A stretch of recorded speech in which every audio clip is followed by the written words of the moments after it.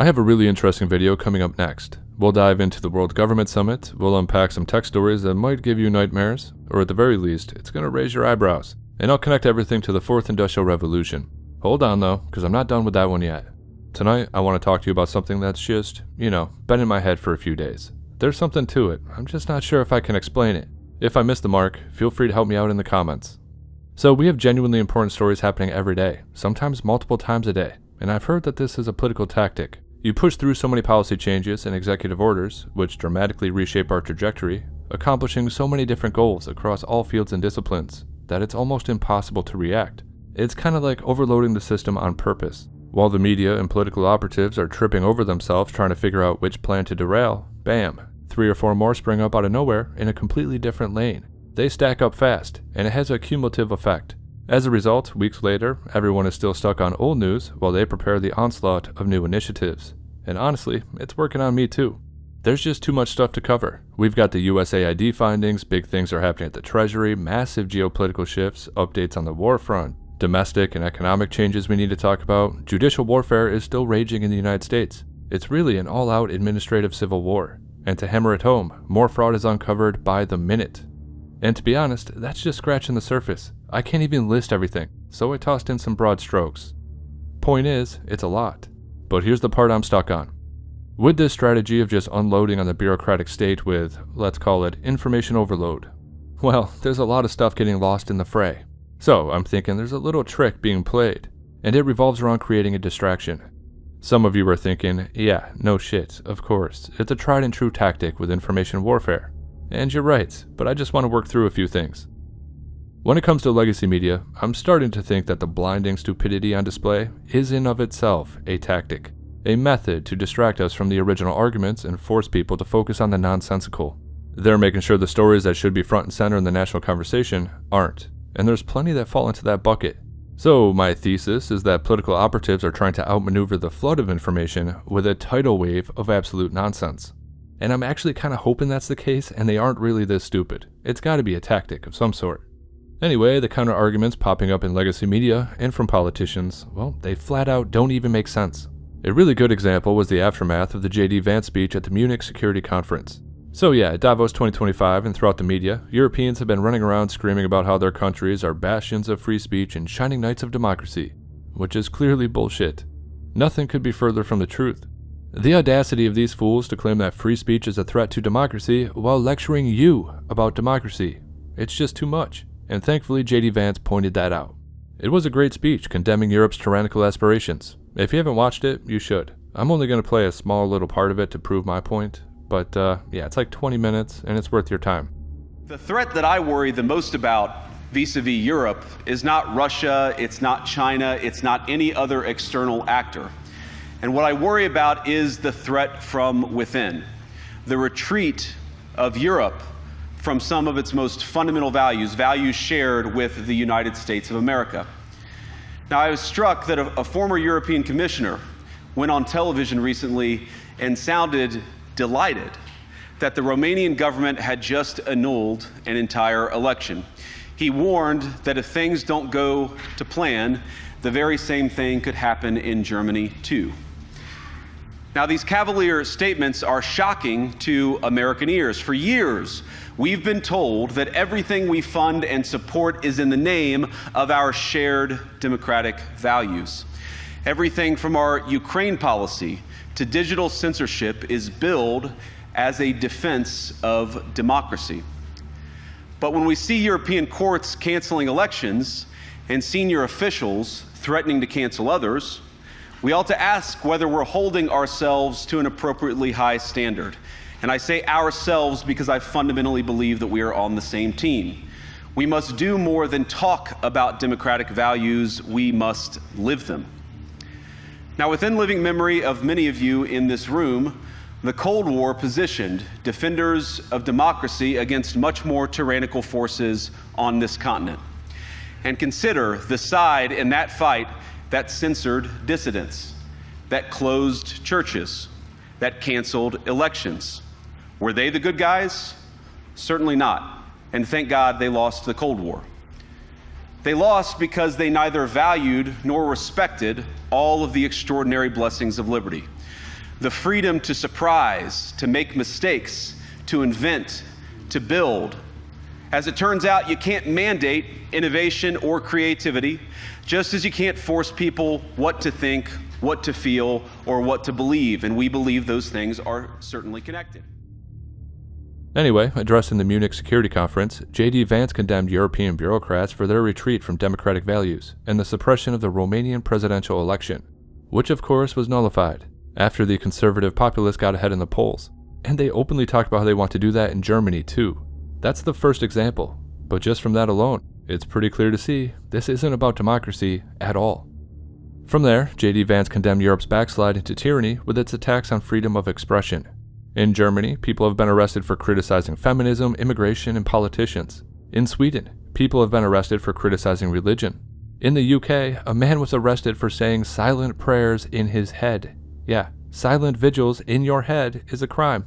And I just saw this one too. Some guy got arrested for sending a politician an angry email. Yeah. I mean, we have stories coming out of Scotland, Spain, Ireland, and let's just say the entire EU, because it's easier. There's plenty of examples from each nation, basically. They're all going full 1984. Honestly, their hypocrisy is so thick that even their statues should turn away in shame. All in all, while Europe lectures you about democracy, they rule with an iron fist and a limp wrist. Now, it's true, the US establishment is deeply embedded with this streak of authoritarianism flowing across Europe. It's been revealed that USAID has been funding censorship all over the world, financially incentivizing the EU to do these things. And of course, like the good lapdogs that they are, the propagandists attempted to refute it. And in order to do so, CBS went on a propaganda run. First up, we have 60 Minutes. And I don't think this turned out exactly as expected. As Mike Cernovich claimed on X, it kind of seems like they accidentally did journalism and vindicated every word J.D. Vance said. But yeah, they actually went on a raid with German authorities over wrongthink and tried justifying this to the world. It's insane. Now this clip is about 2 minutes. First, they're going to show you a clip of J.D. Vance's speech, and then you'll see the German officials crying about it, and then 60 Minutes accidentally proving that J.D. Vance was 100% right. Or to this very country, where police have carried out raids against citizens suspected of posting anti-feminist comments online as part of, quote, combating misogyny on the internet, a day of action. This is why I cannot just ignore what we heard before. I cannot not comment on the speech we heard by the US Vice President. We fight for your right to be against us. That is the motto, one of the mottos of the Bundeswehr, and it stands for our democracy. This democracy that was just called into question by the US Vice President, and not just the German democracy, but Europe as a whole. He spoke of the annulment of democracy, and if I understood him correctly, he compares the condition of Europe with the condition that prevails in some authoritarian regimes. It's 6:01 on a Tuesday morning, and we were with state police as they raided this apartment in northwest Germany. Inside, 6 armed officers searched a suspect's home, then seized his laptop and cell phone. Prosecutors say those electronics may have been used to commit a crime. The crime, posting a racist cartoon online. At the exact same time, across Germany, more than 50 similar raids played out. Part of what prosecutors say is a coordinated effort to curb online hate speech in Germany. Is it a crime to insult somebody in public?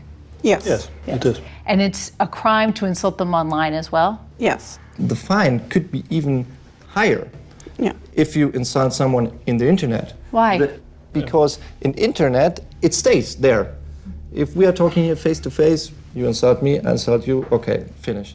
But if you're in the internet, if I insult you or a politician... That sticks around forever. Yeah. The prosecutors explain German law also prohibits the spread of malicious gossip, violent threats, and fake quotes. If somebody posts something that's not true, and then somebody else reposts it or likes it, are they committing a crime? Yeah, in the case of reposting, it is a crime as well, because the reader can't distinguish whether you just invented this or just reposted it. That's the same for us. The punishment for breaking hate speech laws can include jail time for repeat offenders. In the United States, a lot of people look at this and say, this is restricting free speech. It's a threat to democracy. Free speech needs boundaries. You sure about that? You sure about that? You sure about that? You know, if the Democrats won, this was going to happen in the US. No doubt about it.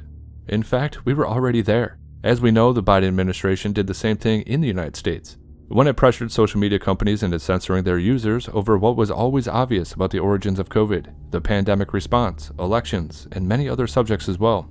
And US politicians openly talk about how we need criminal cases for misinformation, claiming that we need to adapt to the modern world. Again, all BS. They have been consistently trying to push the entire world into a full Orwell scenario. But there's more from CBS. After all of that, CBS tried again to refute the speech. This time they tried saying that Nazis rose to power because of free speech, and that's the reason for the Holocaust. Yeah, I couldn't make it up if I tried. Well, he was standing in a country where free speech was weaponized to conduct a genocide.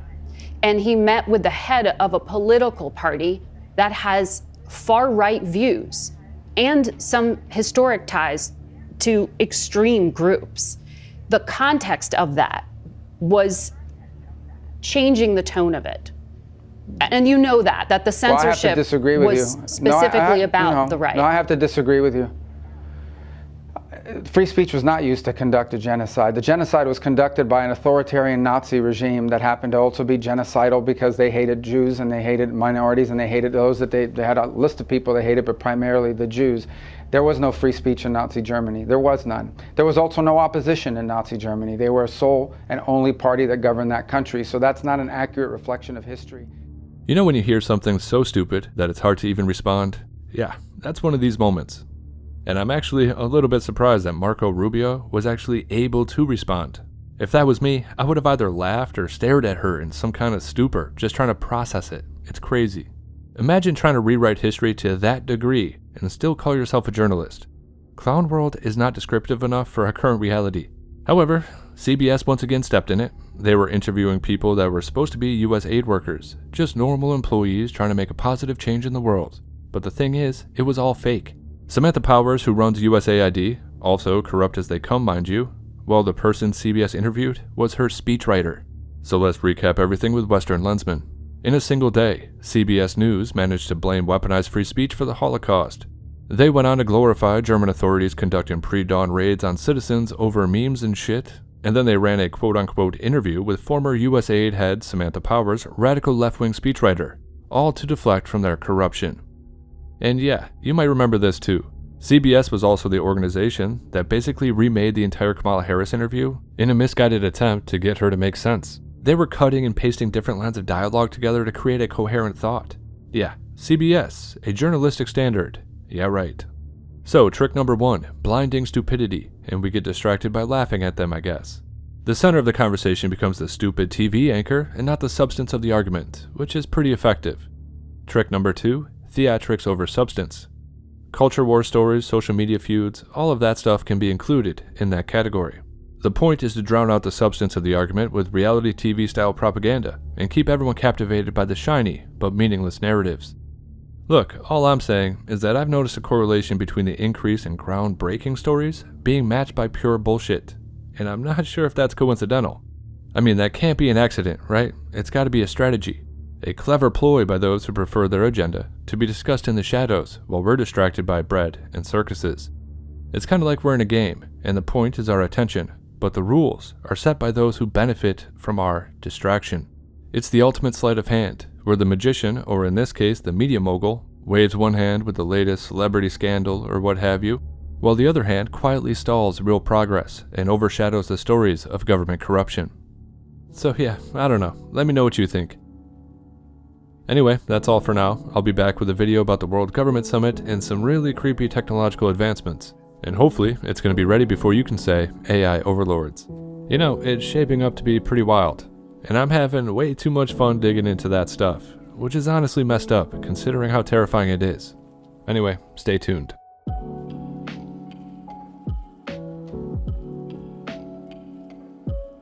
Until next time, once again, this is HelioWave. If you like the content, like, comment, and subscribe. Share the video if you want to. If you're in a position to, consider subscribing on Locals, or you could use PayPal. As always, make sure you disobey those true fascistas, and yes, I do hope you have a good night.